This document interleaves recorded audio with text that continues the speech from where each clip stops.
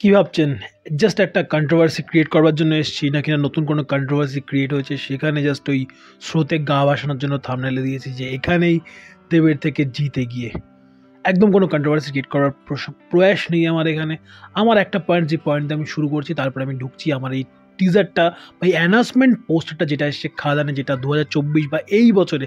তার আগে সকলকে হ্যাপি নিউ ইয়ার। আমি শুভ্রজিৎ এবং আপনাদের সকলকে আরও একবার স্বাগত আমার চ্যানেল ফিল্মি চতুষ্কোণে। তো ওরকম অ্যাডভার্টভাবে শুরু করলাম কারণ অনেক কিছু বলার রয়েছে, হয়তো একটু অগোছালোভাবে বলবো, বাট যেটা বলবো একদম হয়তো মনের একদম একদম হার্টের ওই কোর থেকেই বলবার চেষ্টা করবো। তো অ্যানাউন্সমেন্ট পোস্টার যেটা কালকে এসে খাদানের, দুর্দান্ত হয়েছে। কেন সেই প্রসঙ্গে ঢুকছি তার আগে বলে নিই যে এই থাম্বনেলে যেটা দিয়েছি, যেটার জন্য আপনারা হয়তো অনেকেই ভিডিওটা খুলেছেন, সেটা হচ্ছে প্রমোশনের দিক থেকে যদি বলি, একটা প্রপার অর্গানাইজ ওয়েতে যদি বলি, এই মুহূর্তে হয়তো সব থেকে বড় অর্গানাইজ প্রোডাকশন হাউসের যদি একটা নাম করতে একদম টপ মোস্ট, তারা অবশ্যই এই দেব এন্টারটেইনমেন্ট ভেঞ্চার্স। প্রতিটা প্রজেক্ট পুঙ্খানুপুঙ্খভাবে তাদের আপডেটটা পাই। আমি জানি এসভিএফ তারা অনেক বছর ধরে কাজ করছে সেদিক থেকে, এবং তার কতটা পরে শুরু করে যেরকম অর্গানাইজভাবে, যেরকম ধীরে ধীরে ধীরে ধীরে একটা ভালো বেস তৈরি করলো দেবের এই প্রোডাকশন হাউস।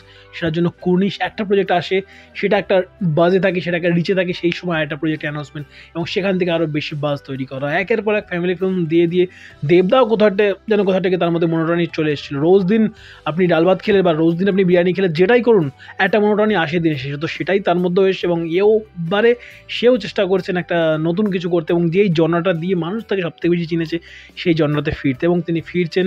আই হোপ তিনি যেন স্বমহিমাতেই ফিরেন।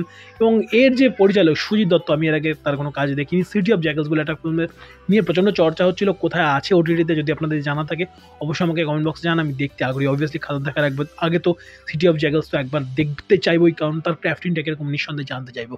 তো প্রথমে কি মনে হচ্ছিল সেটা বলছি, শুনুন ধৈর্য ধরে, গালাগালি করবেন না। করতে হলে পুরোটা দেখুন, তারপরে যদি মনে হয় গালাগালি করেন তার জন্য কমেন্ট বক্স ব্যবহার করবেন। তো প্রথমে যখন আমি শুনি আমার মনে হয় যে জাস্ট প্রথম 2-3 সেকেন্ডে অনির্বাণ দা, তারপর ধীরে দেবের ইনস্টাগ্রাম পেজ থেকে পোস্ট হচ্ছে অনির্বাণ দার ভয়েস। ধীরে ধীরে ধীরে যখন একটু বেশি 10 থেকে 12 সেকেন্ড যখন হয়ে যায় মোটামুটি, তখন আচ্ছা এটা তো দেবেরই ভয়েস। ওই যে ডায়ালেক্টটা কোথাকার ডায়ালেক্ট একবার ভাবুন। একদম আমাদের প্রান্তিক বাংলার যে গল্প, বা বলবো শহর থেকে কয়েকশো কিলোমিটার দূরের বাংলার, একদম বাংলার একদম প্রাণকেন্দ্রগুলোর গল্প, যেই প্রান্তিক মানুষদের গল্প আজকালকার সময়ে উঠেই আসে না। ওই উত্তর কলকাতা দক্ষিণ কলকাতার মধ্যে আবদ্ধ এই সময়ের গল্পগুলো, সেখানে দাঁড়িয়ে যেভাবে একটা অন্য ধরনের মানুষ, এবং দেবদা যার উচ্চারণ নিয়ে এত সমস্যার কথা আমরা বলি, বারে প্রশ্ন তুলি যে তোতলা অনেক কিছু অনেকে বলেন, মিম টিম সব কিছু, কারণ তারপরও লোকটা চেষ্টা করছেন দিনের পর দিন। এবং এবারে চ্যালেঞ্জটা একটু বেশি বড় নিয়ে নিয়েছেন। দেখা যাক তিনি সেই চ্যালেঞ্জটা, যেই বেঞ্চমার্কটা এক্সপেকটেশনের আমাদের মধ্যে তৈরি হলো এই অ্যানাউন্সমেন্ট পোস্টারটা দিয়ে, সেটা তিনি কতদূর অ্যাচিভ করতে পারেন। বাট যেটুকু দেখেছি বা যেটুকু শুনলাম, খুব যে খারাপ লাগছে আমি কিন্তু বলতে পারি না। বাট ওই বললাম, ডায়লেক্টটা শুনে প্রথমে ভেবেছিলাম অনির্বাণ দা, মানে এরকম ডায়লেক্টে দেবদা কথা বলছেন আমি অ্যাটলিস্ট এক্সপেক্টই করিনি, সত্যি বলছি এক্সপেক্ট করিনি। এবং একটা মাস কমার্শিয়াল ফিল্ম তিনি করছেন, এবং যিনি ক্যাপশনটা দিচ্ছেন সেটা কিন্তু দেখবার মতো, the most experimental film of today's time. Actually এই সময় দাঁড়িয়ে বাংলার এই ফ্যামিলি অডিয়েন্সের যেই জনজোয়ার চলছে, এবং তার সঙ্গে অবশ্যই ফ্র্যাঞ্চাইজ ফিল্ম এবং না হলে নস্টালজিয়া বিক্রির ছবি, এই তিনটে জনরার বাইরে সত্যি কি কিছু চলছে? গোয়েন্দা টোয়েন্দা সব মিলিয়ে আমি বলছি, যেগুলো গোয়েন্দা, ফ্যামিলি ফিল্ম আর নস্টালজিয়া বিক্রি, এই তো এর বাইরে কী চলছে বাংলাতে? সত্যি বলতে যেগুলো চলছে সেগুলো একটা বল্লভপুর বেরিয়ে যাওয়া মানে যে সেই জনরাটা বিশালভাবে খুলে গেল তা কিন্তু নয়। বছরে একটা বল্লভপুর বেরিয়ে যাওয়া, কিংবা বছরে ধরুন আরও এরকম একটা প্রতি বছর বেরিয়ে যাওয়া, বাট সেটা দিয়ে কিন্তু জনরা ডিফাইন করছে না। জনরা কিন্তু ওই তিনটের মধ্যে সীমাবদ্ধ, ঘুরিয়ে ফিরিয়ে তার মধ্যেই চলছে। সেখানে এক্সপেরিমেন্টাল ফিল্ম কী হয়ে গেছে, সো কল্ড আমাদের মাসি কমার্শিয়াল ফিল্মগুলো লাইক চেঙ্গিজ, লাইক মানুষ যদি সাকসেস পায়নি, আমার নিজেরও দেখা হয়নি, তো না দেখে জাজ করবো না ভালো হয়েছে কি খারাপ হয়েছে, কমেন্টই করতে যাবো না সেই বিষয়ে। অনেক রিভিউ এসছে, শুনেছি, মোটামুটি একটা আভাস পেয়েছি কীরকম কী লোকজন বলতে চাইছে।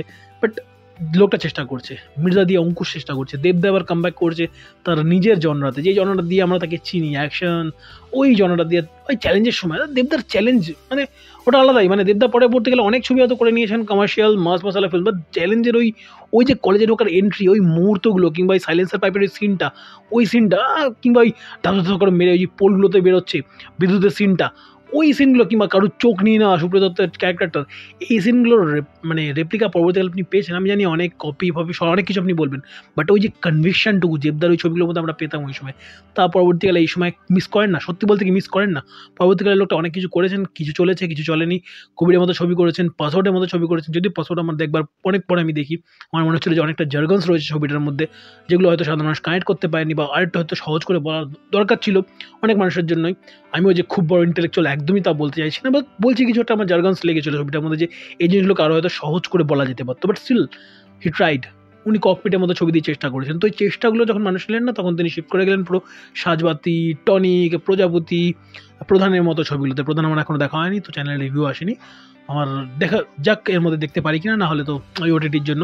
আমি তাই বলে বলছি না যে ওটিটির জন্য ওয়েট করে যান, থিয়েটারে যাবে না, যারা যাওয়ার তারা ঠিক যাবে না, আমার কথা শুনবেনও না, আর নিজে বলতেও যাবো না কাউকে যে আপনি কোথায় দেখবেন, দ্যাটস কমপ্লিটলি আপনার চয়েস। বাট আমার এই মুহূর্তে আই ডোন্ট থিঙ্ক আর দেখা হবে হলে গিয়ে, ওটিটির জন্য আমাকে এই মুহূর্তে ওয়েট করতে হবে। তো তার মাঝে তিনি এই সময়ের অনুযায়ী, সময়ের উপযোগী যদি কথা দিয়ে বলি, বা তিনি যেভাবে বললেন সেই টোনে যদি বলি, অ্যাকচুয়ালি এক্সপেরিমেন্টাল ছবি তিনি করছেন, এবং একটা বিগ বাজেট, একটা গ্র্যান্ডিওর থাকবে ছবিটার মধ্যে, এই আশা তো করাই যায়। বাঘাযতীনও বেশ ভালো একটা চেষ্টা ছিল, এটা যে বললাম বাঘাযতীন এই স্ক্রিন প্লে লেভেলে অনেক কিছু ল্যাক করে, সে বিষয়ে আমি ডিটেলে রিভিউতে বলেছি, গিয়ে চেক করতে পারেন। স্পয়লার ফ্রি যারা দেখেননি নিঃসন্দেহে দেখতেই পারেন ছবিটা, এখনও ওটিটি দেশে কিনা আমার এই মুহূর্তে মনে নেই। যাও, তো যেই প্রসঙ্গ, আমার কিন্তু এই অ্যানাউন্সমেন্ট প্রসঙ্গটা বেশ ভালো লেগেছে, এবং দেবদাকে একটা নতুনভাবে পাওয়া, এবং তার সঙ্গে মিউজিকটা দিয়েছেন প্রবলেম নীলায়ন দা।